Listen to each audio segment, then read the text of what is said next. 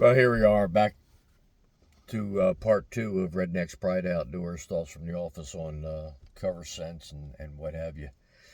The phone went dead on me, so I'm going to just pick up where I left off. But I want to talk about the air current. Because if you don't understand your air current when you're a deer hunter, there's no cover scent going to work. There's no products that's going to work. Deer scents aren't going to work. And the easiest way I can explain to understand air current is to tell you, go to a stream or a small river and watch the water flowing that you can see. It's got current. When that water is flowing, when it comes up to a rock or a tree, what's it going to do? It's going to part and go around, but it's also going to do this. All right, so it goes out here like this, and it does this. Now, if you've got 3 or 4 stumps or rocks, they're all hitting this, they're all splitting, and they're all going back underneath. But as the 2 stumps next to each other, as this water splits this way and this water splits this way, now you get circular motion on that also.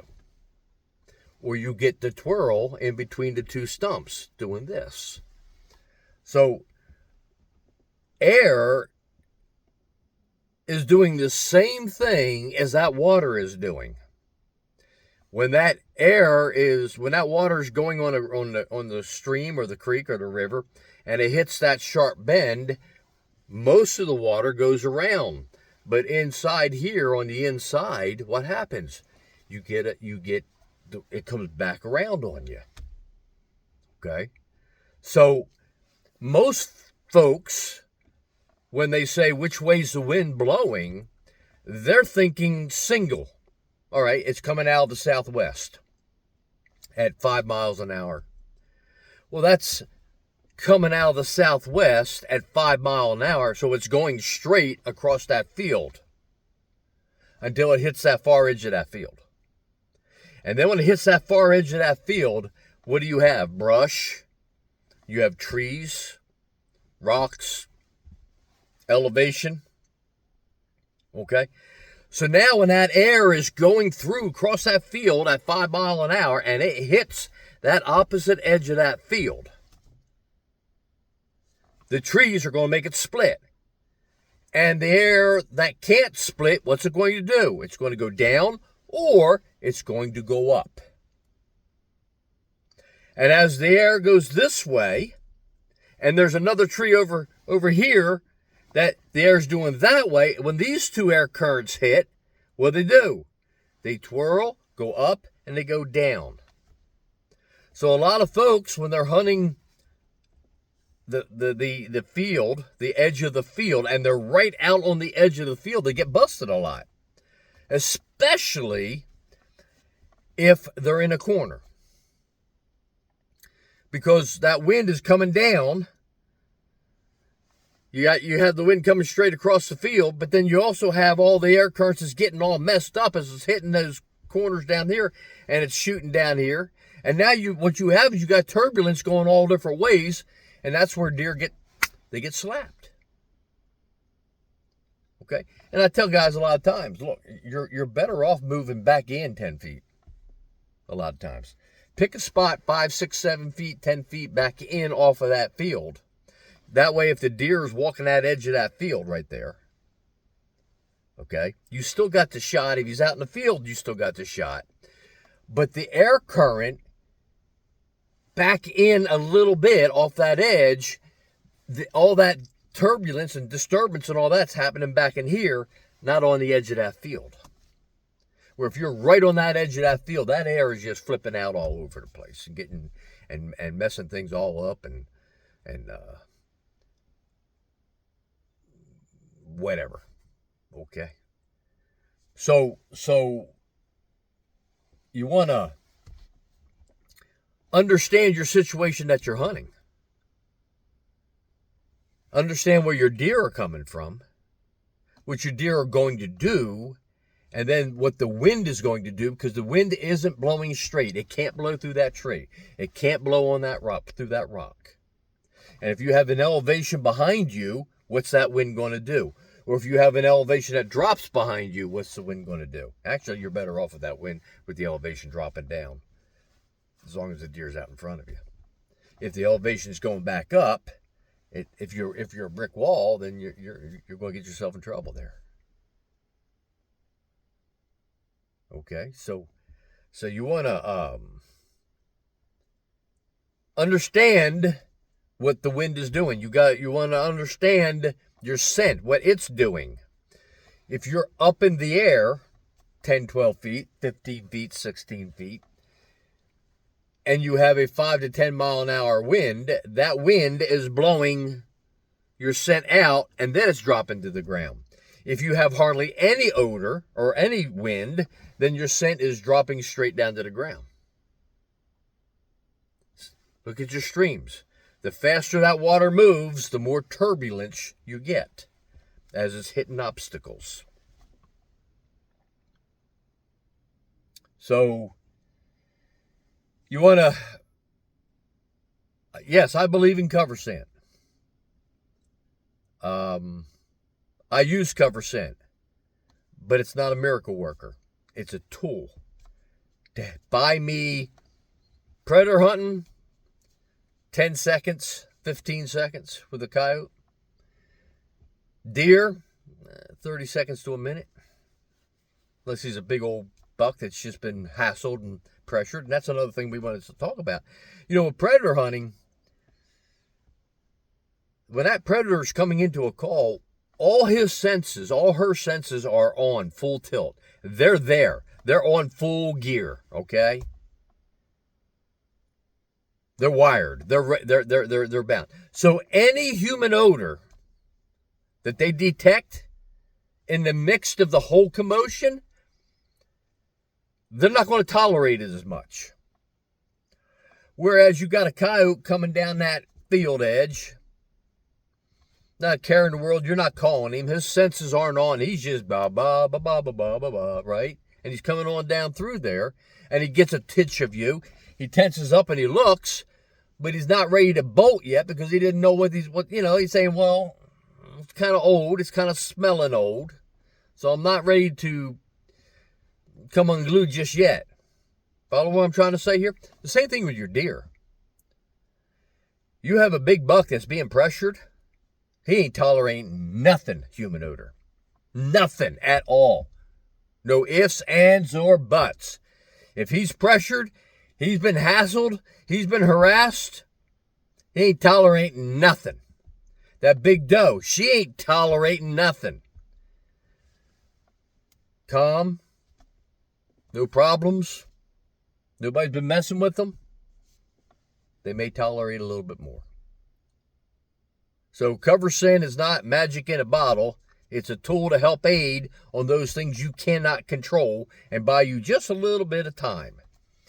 Now, like I told you, I use the 2-in-1 odor reducer. But my own mix that I make for me, I call it 1898. And what that is my 2-in-1 odor reducer with my Forest and Field spray in it. But I add just a little bit of smoke. Just a little bit of smoke. Smoke is one of your best covers out there. There ain't a deer that hasn't smelled it. Smoke. They're smelling smoke all the time, especially as it gets cold. Okay? And your grandpas used to use it. That's right. You think about that. They came in from deer hunting. What did they do? They took their clothes right over to the wood stove and they hung them up. Now, some of them did it intentionally. Most of them didn't do it intentionally. But they hung their wool-rich jackets and coats and all that right up by that stove. Why? To warm it up, to dry it out, to for tomorrow. Plus, they sat around smoking pipes and stogies and cigarettes. They were smoking stogies and pipes and cigarettes out there in the woods.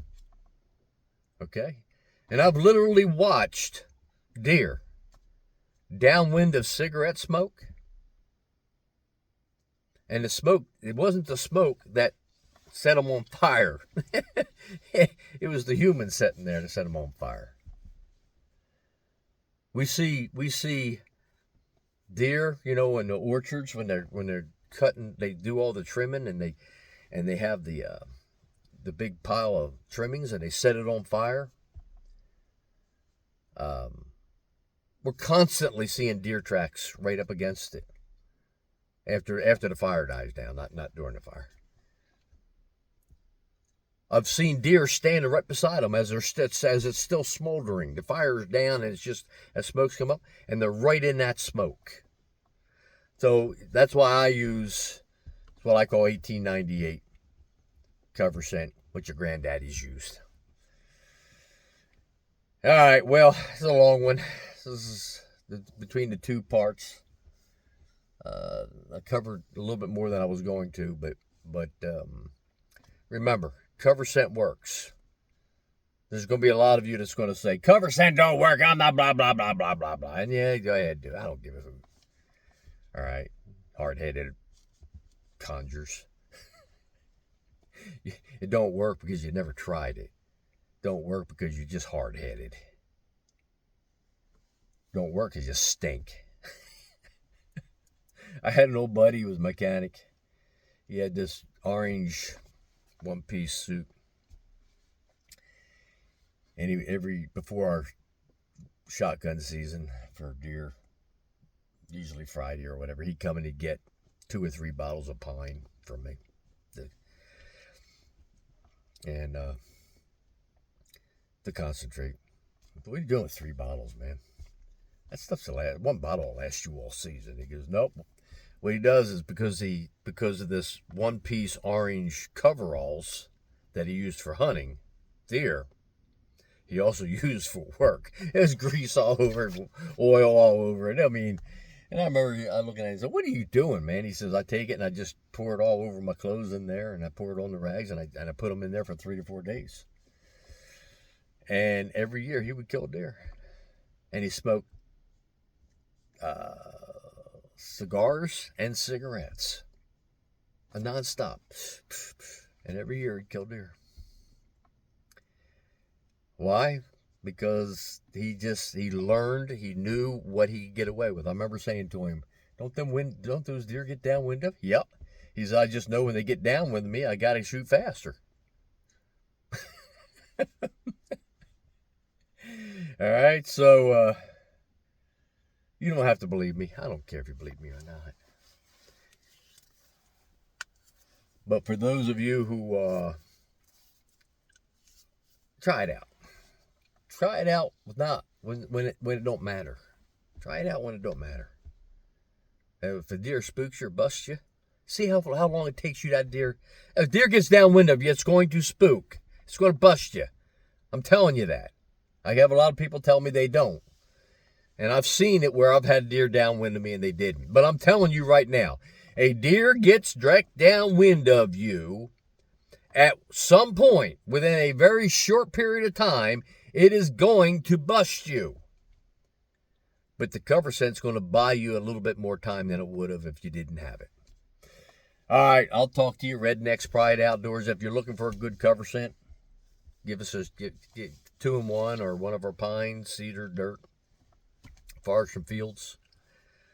I don't have 1898 on the market yet. I had Smoke Out years ago and nobody would buy it, but I continued using it. So 1898, I may bring it back out. I don't know. We'll see. But that's my baby right there. All right. Oh, give me a like and subscribe. YouTube saying you ain't got enough likes and subscribes. You got to get more. So do me a favor. Do that for me. All right. We'll talk to y'all later. Rednecks Pride Outdoors. Thoughts from the office. I got to get to work.